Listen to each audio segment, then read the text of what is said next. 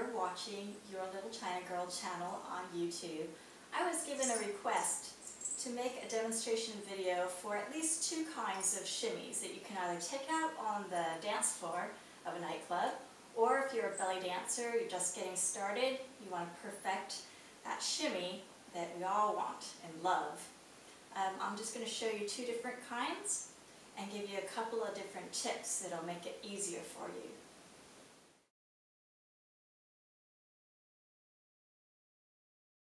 After you've stretched, we can begin practicing the two different kinds of shimmies here. One is called the Egyptian shimmy, which is really from the knees. Belly dance gets a bit of a misnomer there because it's not created from the belly. That's just where the motion shows up as energy is transferred through the floor as potential energy, and then kinetic energy as it rises up through the ankles, knees, hips, and gets transferred to the adipose tissue at our waist.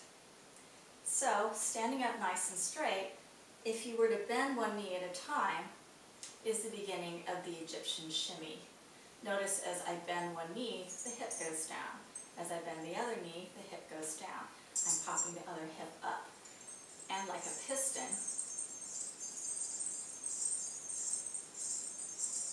you can go faster and faster. I always start nice and slow. And for right now, keeping the heels on the ground, just seeing how much latitude you get comfortably. Nothing should hurt. Just let the rest of the body go for right now. Later on, you can isolate that. As you speed up, the heels will raise up off of the ground and they can tap just slightly so you can get more movement. I'm wearing a little shirt that doesn't show that, but you can hear it in the jewelry here that I'm wearing that I got at a festival. You can actually hear my heels tapping, and then as I slow that down, I'm taking the heels back down on the ground. So that's the Egyptian shimmy, and you can keep that up for quite a long time.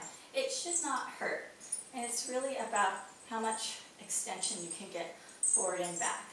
A tip from one of my teachers was to imagine standing against a soft couch behind you and allowing your calves to gently tap against that couch. Now, in doing the hip shimmy, it's a slightly different posture. You want to think about pulling the pelvis up as the tailbone goes down. So you're tucking the tailbone slightly and doing just a very, very light sit. This way, the energy is actually being transferred more right and left through the hips. So the knees are still working, but there's not the sense of the legs going forward and back as much as a little bit of a side movement.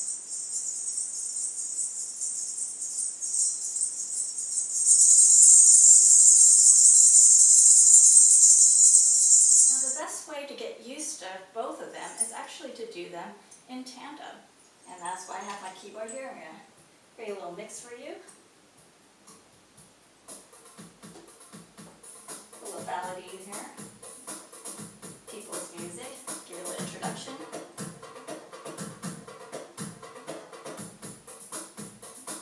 And a little break. So we'll do 8 counts, and you can practice along with me. 8 counts of the Egyptian shimmy, and then 8 counts of the hip shimmy. And Egyptian. 5, 6, 7, 8, and hip. If you want, you can do it side to side. Egyptian.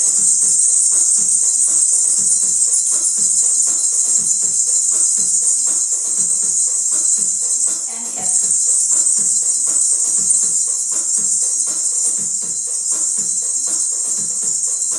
Egyptian.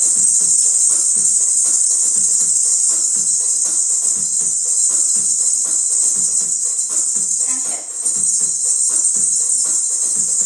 Keep it nice and loose.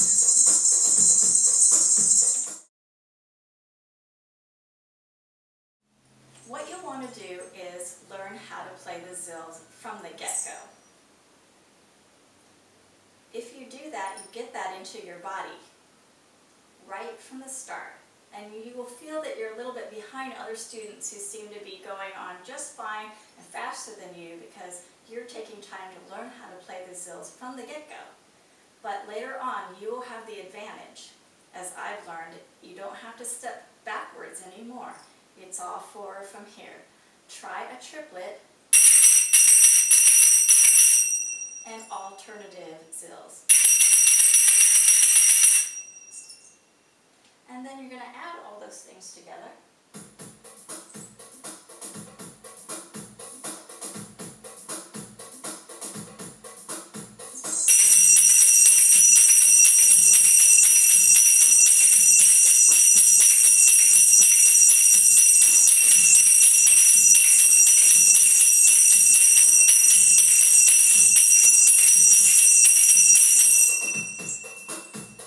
Well, I hope that you had fun watching this video, and I hope that you go out there and put some shimmies on the dance floor.